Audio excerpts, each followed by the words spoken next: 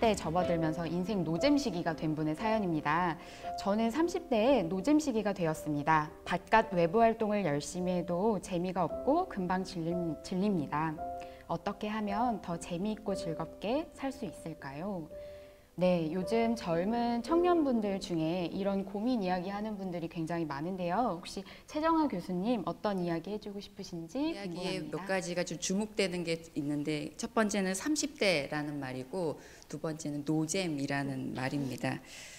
노잼이라는 말이 언제부턴가 모든 사람들에게 좀 익숙한 용어가 되어서 좀 안타까운 마음이 있기도 한데요.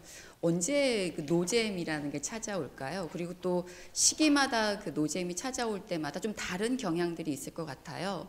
예를 들면 이제 20대의 노잼이 찾아왔다면 아마도 뭘 해야 될지 몰라서 지금 뭘 하고 싶은지 어떻게 살아야 될지 이런 고민 때문에 그 막연한 불안과 걱정 때문에 노잼의 문제가 있을 수도 있고, 30대 같은 경우나 이런 경우에는 지금 내가 했던 뭔가 해오고는 있었는데 내가 살고 싶은 삶 또는 내가 가고 싶은 삶과 지금 나의 모습이 좀 다르고 기대와는 다르고 현실의 나는 좀 보잘것없고, 그러다 보니까 이런 객관적으로 나를 보게 되면서 생기는 노잼의 시기가 있을 수 있습니다.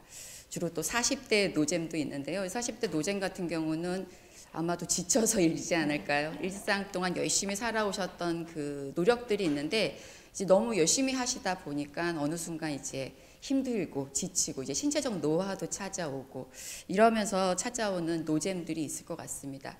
그런데 지금 사연자분께서는 지금 고민하시는 주제가 지금 30대이시거든요.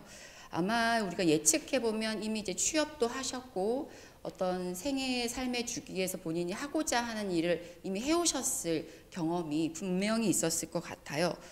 그리고 또 굉장히 에너지를 갖고 열심히 살아오셨던 그런 시기도 분명히 있었겠다라는 생각도 듭니다. 그런데 이제 노잼이라고 딱 정의 내려보면 저는 이 단어의 의미가 삶의 의미까지도 규정되는 좀 문제를 일으킨다고 봅니다.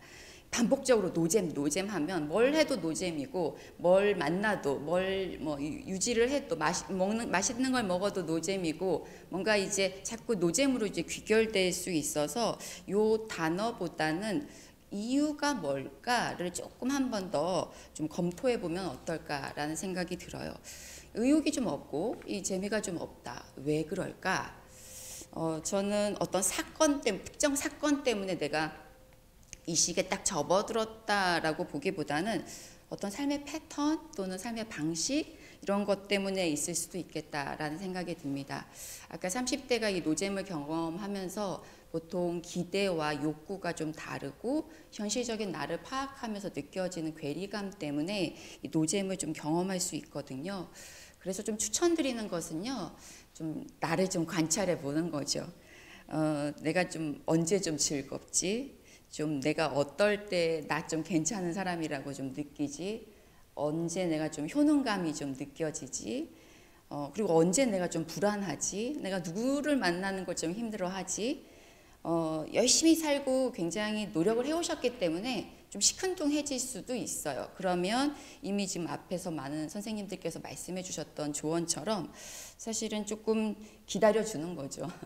지금 많이 활동해 오셨기 때문에 나를 좀 관찰하고 또 보고 그리고 기다려주고, 이런 시기로 에너지가 바깥에 있는 에너지가 좀 안으로 수렴되는 시기다라고 생각해 보면 좀 잘 버티는 것만으로도 충분히 이 시기를 잘 넘기실 수도 있겠다라는 생각이 듭니다.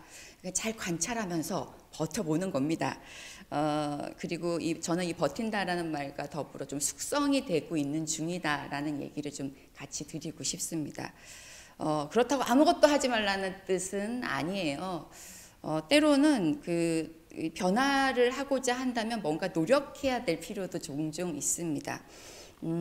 생각만으로 잘 변화되지는 않습니다. 보통은 우리가 하던 대로 자꾸 살아가게 되거든요. 그 관성이 있어서 뭔가 좀 바꿔야지, 달라져야지 하는데도 그냥 또 어제의 일상처럼 또 그냥 SNS를 보고 있고, 뭐 또 하던 게임을 보고 있고, 또 유튜브를 보고 있고, 뭐 방송을 보고 있고, 이렇게 일상에 계속 해왔던 것들을 그냥 하게 될 가능성이 있어서 약간의 내 삶에 좀 도전이 필요하다고, 그러니까 관찰한 뒤에 그래서 내 욕구가 좀 파악이 되면 그것을 한번 시도해 보는 것도 좋습니다.